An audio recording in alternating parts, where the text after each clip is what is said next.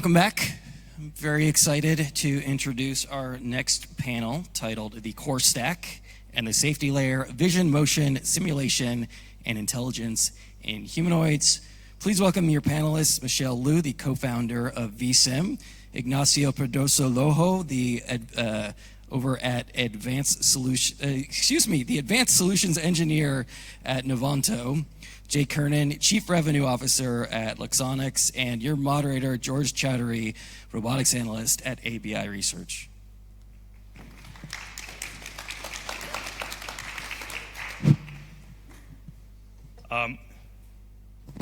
Yeah, do we have some slides? No, I kind of assumed. Oh, if you have slides, I can give them. Well, it's awkward. Maybe we should just do the panel. Yeah. Okay. That's what we're here for. Yeah. Okay, so there'll be a bit longer for questions now.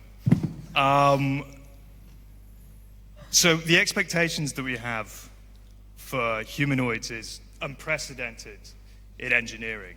So in what way can the components, vision, drives, and learning be rethought to meet the expectations that we have for this market? Jim, I'd like to start. Yeah, thanks, and apologies everyone for my voice here. A little raspy, but I'll try to get through this. So yeah, we have thought about this in a number of different ways, and really, like what we're trying to do in general is bring all of the visual processing directly to the edge, and I think that that's something that like the entirety of the humanoid robot can be thought of, or like it can be placed on a robot in that fashion.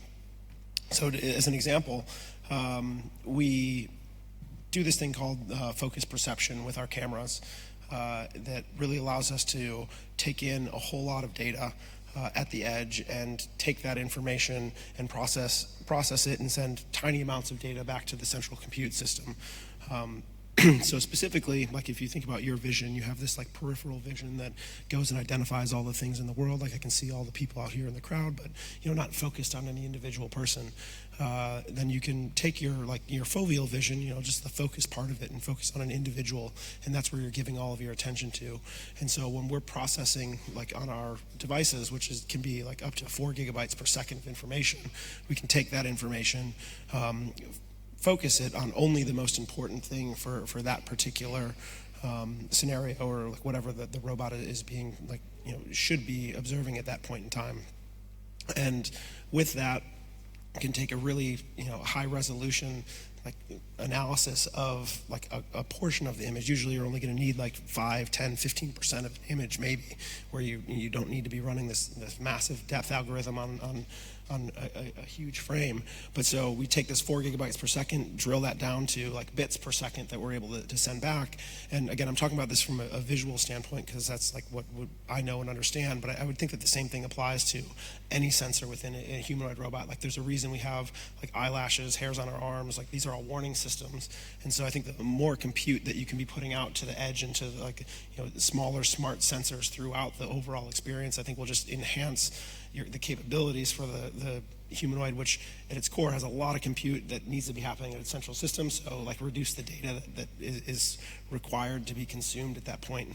Yeah, I think this is good. This makes a lot of sense, distributing the intelligence, essentially. Ignacio, what do you think in terms of how we can reach?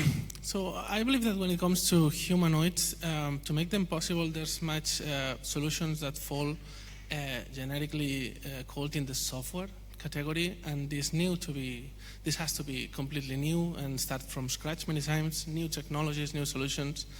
Now, when it comes to the hardware of the humanoid, the actual physical robot, you have to start by using things that already exist. So I believe that what makes components different when it comes to humanoid is the fact that they look like the servos and the joints, the encoders, the components that we have been using for years, but they require the best version of it. So the ones that are packing more torque density, the ones that are smarter, the ones that can perform dynamically in a better way. So I believe that the application of humanoids has pushed whatever components for motion control and for other purposes we already had to the limit, and forced ourselves to not only do it as good as possible, but also to do it cheap, because price is another constraint, and as light as possible, and as, I would say, elegant as possible. Okay, yeah. Michelle, what are your thoughts from an intelligence and simulation perspective? Yeah, so for that, basically, I think the fundamental problem for human learning, right, nowadays is the data scarcity problem. So because now we have a little bit more time, so I would like to take the opportunity to talk about the difference compared to the traditional approach, right? So traditionally, when you try to control a humanoid or any machine, right, you have one approach is a state machine, right? So basically, you script it and say, oh, point A to go to point B and then point C or whatever, right? So everything is prescribed. If the environment change, everything is changed, right? So no, everything is changed. That is mean the script doesn't work. So that approach is not generalized. And that, also, we have another approach is basically it's called teleoperation. So the human in the loop, right, using device to control the robot. So yes, that approach is generalized, of course, right, because the human is in the loop, but human always lead to in the loop, right? And it using device to control. So that is mean the dexterity come from it is log grade, because when the human wear device or not wear device, using device, right? You don't have the perception, you cannot feel the object, so you have lots of limitation on that approach. So that is the two traditional way for controlling robot. But nowadays, right? The compute hardware is getting better and the approach is getting better. So we have a two main approach at the moment. So one is called imitation learning. The other one is called reinforcement learning. So imitation learning, the problem with that approach, right? It's basically the policy generate is heavily biased by the data quantity and quantity. So generating this kind of data is super expensive. Sometimes it's really manual as well, right? So the policy also, the robustness of the policy is also depend on the variety of data set. With reinforcement learning, so the AI agent is learning by experience, by attempting and failing over and over again. So with this approach, combined with randomization, we are able to generate a really robust policy. So I think for this new generation, right, everything is there. What we need to do is combine the best of these two AI approach, learning approach. Field demonstration combined with simulation generate a lot of synthetic data to produce. Of course, combined with randomization as well, in order to produce a really robust policy, so we can deploy that to the robot. Yes. Okay. Distribution, yeah. I think intelligence on the edge is critical. It's important for people to understand that the progress made with large language models does not directly translate to the real world. Speaking of, we expect humanoids to know how to behave and react safely and responsibly within sort of unstructured and dynamic environments. How do you think, starting with you again, Michelle, we can get humanoids to deal with the chaos of the real world? Yes, so just now I talk about the AI trading approach, right? However, realistic speaking, I don't think it's possible to have a trading regime will be able to cover every scenario a robot can encounter in the real life, right? So it's just a lot practical, everything will change, right? Even though how many portray you do, it just doesn't work. So it's invaluable. The robot, right, need to basically adapt to an unstructured environment. So we need to make sure the robot have the capability to reason about its environment, so it can make good choice when it's in an uncertain situation. So I think this is super important, right? So because you think about in the real life, right, you cannot have an undo option, and if we need to minimize the harmful action the robot actually can take, right? So one way we can try to preventer, I think, it's using simulation to validate the action, and using simulation to estimate the success possibility of that action. And also, really important, right, when you're talking about policy, we can use a simulation extremely fast to refine the portray policy to make the robot to adapt to unforeseen future. So I think this is really critical. That is mean, right? The simulation need to be in the loop, and it need to be run extremely fast than the real time. Okay. Yeah, Jim. yeah. There were a couple of things in there that you said that were pretty interesting. You said, the robot being able to like reason about its environment, which I think there's another layer to it. Like it's obviously very important, but even like to understand itself and what it's capable of doing, and is it like in tune? Is it calibrated to the way that it should be? So having that self-awareness is something that's going to be required. Like that's something we're very focused on with vision, of just like understanding, like is the camera, is the vision in sync with what it's expecting it to be. So we can look at the depth matching between the two stereo cameras we have, and basically give some kind of percentage or an evaluation of whether or not we think that camera is in sync, and then like automatically recalibrate it on the fly. And I think there are probably a number of other components within a robot that will require that, just to again be aware of itself within the environment, so that when it is reasoning, it knows what it's doing. Another one that your overall concept about simulation, we try to pull that same stuff into the evaluation of, again, it's itself and its awareness of a surrounding. So when I'm describing like continuous learning from a visual perspective with a lot of our customers, like one of the people don't necessarily grasp what that actually means from a visual perspective, but I often give this analogy where if you took somebody from like 1940 and you took your phone out of your pocket and said, hey, what is this? Like they would have no idea what it is. Like they literally would not be able to describe it. They don't have the word for it, but every single person in this room, every single person on the planet knows what that is, because like they've had that experience with the world. They've had some type of reinforcement learning, and somebody said, yeah, that's a phone.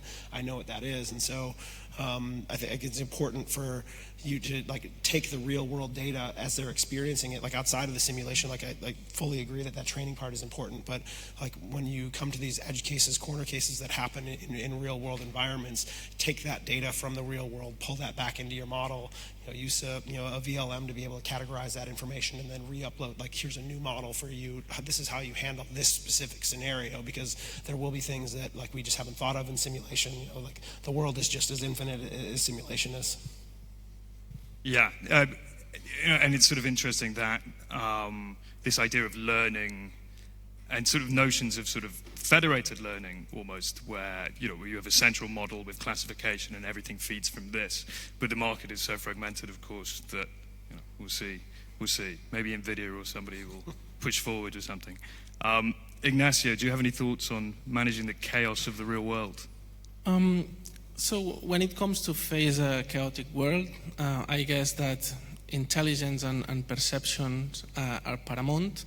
So little that I can add to that, except that you also need a capable body to face this chaotic world. And this capable body takes many forms, and it's like a continuous improvement. We started by being able to produce torque in a sufficiently light and small space, and then we get to a point in which humanoids can do parkour. Then we get to the point in which we need to be able to withstand falling constantly, because humanoids are going to keep falling. They fall and they are going to keep falling and colliding. They need robustness. So at the same time, they only need to be powerful, but they need to be robust. Now, if you want to fit this power, you suddenly require bigger batteries, because the battery technology has its limits, and then we have more weight on top of it, which goes against our stamina, the endurance of the robot. Then suddenly, to optimize this battery, you need to be extremely efficient. So this is what I mean with extremely capable bodies to face this challenge. I think, and this leads to the problem of safety. So humanoids fundamentally can't be e-stopped, right? You create a bigger hazard by e-stopping these things than you would letting it carry on. This is a huge obstacle. Do you have any further thoughts, Ignacio, on how we can either address the issue of e-stopping or prevent them in the first place? Yes. Actually, I believe that in this summit, this has been one of the hot topics. There's been plenty of discussions around it because so we realize that there's a need for it, and it's an urgent need for solutions.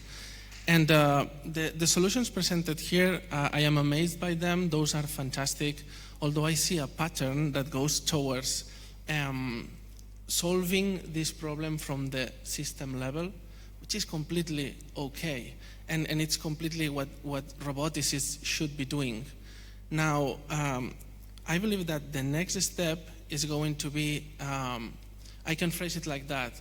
So we already designed a set of functionalities that allow our robot to make specific movements that are going to reduce the hazard in that precise moment in which we need to activate those functions. But those functions are actually using the full capabilities of the robot. They are counting on the joints to produce torque. They are counting on the batteries to keep supply. They are counting on the communications to keep synchronizing the whole robot. So next step is what happens when something's failing, because a cable is going to be ripped, an MCU is going to explode, a feedback is going to get lost. So in front of failure, we need an emergency reaction that counts on the capabilities or the functionalities of the robot to be incomplete. And this is where I've been seeing lesser proposals, less focus put on that, but it's precisely where my company Novanta is putting the focus. So we believe we should also solve the functional safety problem from the component level, from the local smaller part, by providing tailored functionalities and solutions that are intended to cover almost any failure scenario that you can think of. So if you lose supply, there's a way to generate torque. If you lose communication, there's a way to work autonomously, at least for the few seconds that the functionalities invented or developed by this robotics is required to actually put the robot in a state that is non-dangerous. It could be crouching to the ground to diminish the potential energy. It could be falling in a controlled manner. Or it could be none of those, like if the failure is happening in an elbow, for instance, maybe what we should do is just to stand. So there's plenty of possible options, and I believe we are going to see plenty of different strategies in the upcoming months and years. So to that, what we want is to be able to provide the more flexible building block to enable those strategies. I think those kind of fundamental redundancies are incredibly important with solutions as complex as humanoids as well. Michelle, from your perspective, what do you think for safety? Yeah, I think you already mentioned it, right? Before basically, I think we should consider two sides, right? One is the prevention, right? So before the robot go into the bad state, do we have a way to stop that bad state happen, right? So I think that is really important. Second, of course, right? When the robot already into the bad state, how do we recover from it? So for the control perspective, for the first stage, right, how do we prevent the robot go into such a disaster? So again, right, we need to really make sure the robot can reason about its environment, right? So one way to do it is we can take the camera feed, right? And then we can take the 2D image and we construct the 3D environment in the edge itself. So as long as the simulation can run fast enough, right? If the chip is powerful enough. So actually nowadays, NVIDIA Nano Jetson is not bad. So we actually have enough compute power in there. So if we had this compute power, we can use a simulation, right? Take the 2D image, we create the 3D environment, right? And then we can run extremely high frequency on the onboard chip itself. So we can do collision detection, we can do a model PT control, and then we can also refine the policy on the edge itself, right? If we can do that, that is also mean, right? The robot, we have if the robot go in you can predict, right? Predict whether the robot is actually go into a bad state in what time. If you can actually simulate high frequency enough, we can stop it. So just stop the option in there. If it's the estimation, it's let's say the hand punched the door or something, right? You got to stop this. So this is one way to prevent it. Take the camera feed, create 3D environment, do probability, right? Make sure the action is safe for prevention. Super important. So second one, right, clearly, hardware failure. So we cannot really prevent anything, right? But I do think there are lots of research go into some kind of actuator. So you think about human muscle, right? So even though you don't do anything, it's actually all the muscle is generating contraction force to maintain the length of the muscle, right? So if we can have such a actuator, which when the mechanic fail, and the actuator is able to resist the joint acceleration on the robot itself. That is mean we freeze it, right? Instead of, something failure, the arm is going crazy, so might hit people or whatever, right? So this is a really good way and safe way as well. And another thing is, I don't know what your guy must notice, right? Outside lots of robot, it's basically a iron, right? So if we can somehow change the material, the robot is built on soft material instead, right? So any hazard happen and any collision happen if the material is soft enough, so the damage can be limited.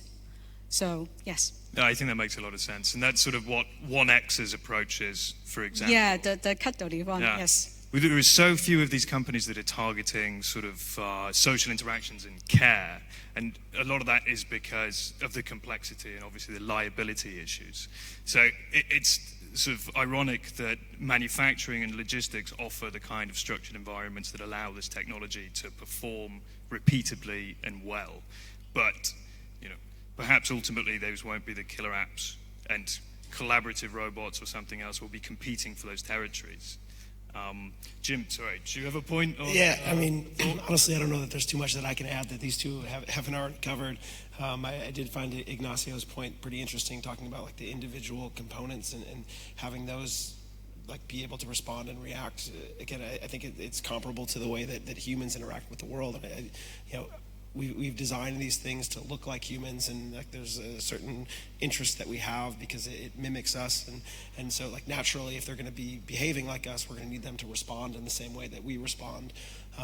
So from like a vision perspective, like we don't have control over how the rest of the body works, but more just like the situational awareness, right? Like if something like flies into your eye, like what do? You immediately stop, right? So you can have these lightweight triggers like getting sent from any of the sensors, right? Like if you bump into something, like you're going to recoil. I think that you need those types of behaviors just built into the overall system. And then I guess like the interesting point that I've heard from a number of different talks about all of this stuff is just us being patient with introducing humanoid robots into the world where they can be in these scenarios. Like we probably want to err on the side of caution of waiting until like we're more than confident, not just like, hey, it feels like it might be something that can be done, because like the moment that something bad happens in an environment that it shouldn't be happening in, and like if you introduce robots into the home and God forbid there's like a baby or a pet or something, like a person around, like when this event happens, right? Like that can set back the industry like years because of overregulation. So the only thing I would say is just be patient with it, because the technology will come. We shouldn't just force it. Yeah, I also think the drivers behind this humanoid revolution or not are here to stay. So an aging population, skills shortage, labor shortage, these things aren't going to go away. And then there's obviously the geopolitical factors where humanoids are almost the ultimate form of artificial intelligence, right? And this is, it's a power struggle, almost an arms race, and this technology will continue to be developed. And these are some of the major considerations that we need to have in terms of rethinking the design compared to industrial robots or AMRs or everything that's come before. I think it's a very exciting time. Yeah. Okay, thank you guys. I think we'll go to a Q&A. Yeah, we got time for one or two. Raise your hand if you have a question. If we can get a microphone up here.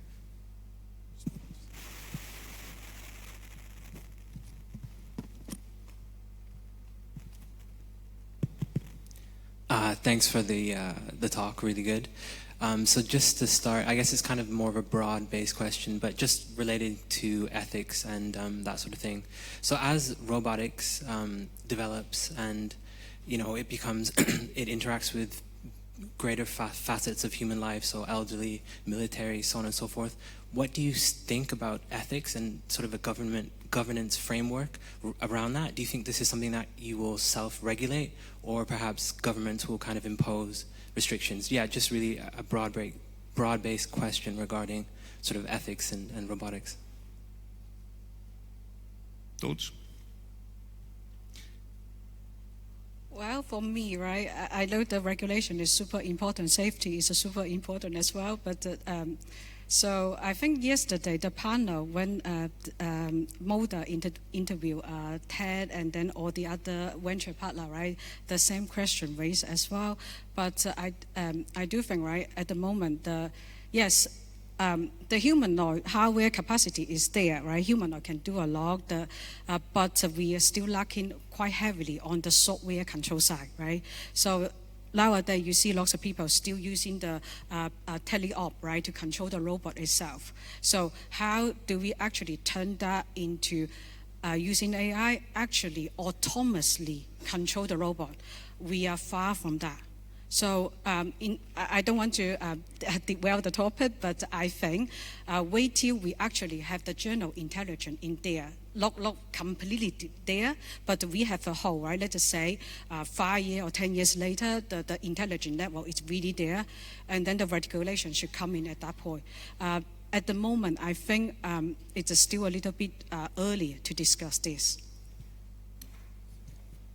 Yeah, the only thing I would add there, like kind of what I said before, is I think that it's the responsibility of all the people in this room and all the people who are in the industry to be like responsible with the power that they have. Because again, if you don't regulate for too long of a period of time, like that's fine. But like the moment something that happens that like is like harmful to any human being on the planet, like there'll be plenty of people who will be standing in line and ready to say like this should never happen. So like, this should definitely happen, but it's about the time, because at the moment, right, we are talking about when people are talking about generalized intelligence, all this, right, train the robot, train the huge foundation model, right, you're talking about, right, taking days or out, no, it's actually weeks or months to trace something, right, for some really simple tasks.